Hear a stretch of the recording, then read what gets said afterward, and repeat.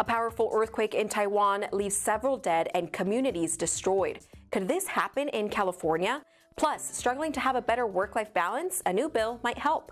I'm Diana San Juan. Let's get you synced in.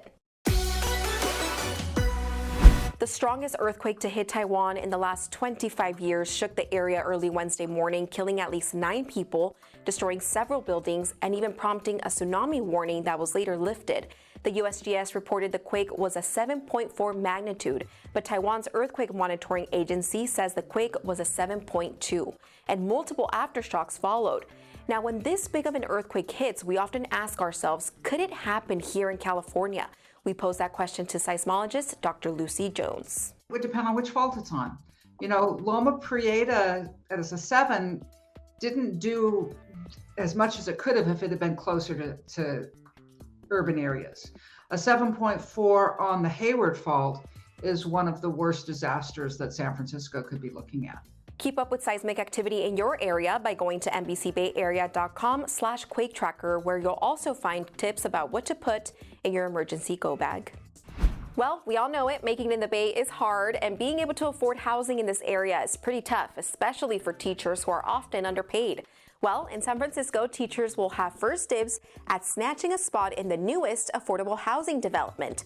Applications for housing at 43rd Avenue near Judah Street open up on Tuesday and will only be available for teachers and staff at San Francisco public schools for the next few weeks. San Francisco Unified donated the land to the city and in turn says it will help solve a major challenge in hiring and retaining teachers.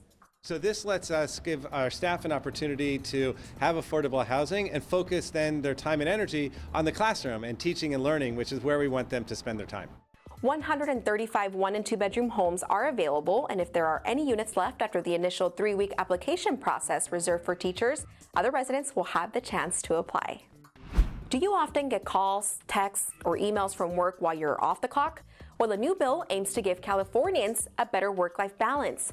You see, the bill would restrict when employers can contact their employees during their time off. The so-called right to disconnect laws have already been implemented overseas, but if passed here, California would be the first state in the U.S. to try it. The bill was proposed by San Francisco Assembly member Matt Haney, who says it would create better boundaries for everyone and hopefully get people to want to come back to California and work here. California created many of these technologies that allow people to be available 24/7. We should also lead the way in making sure that we can make them sustainable for work-life balance. Hopeful that this increases the competitiveness of California's industries and helps people make that decision to go back to work or come to work in California.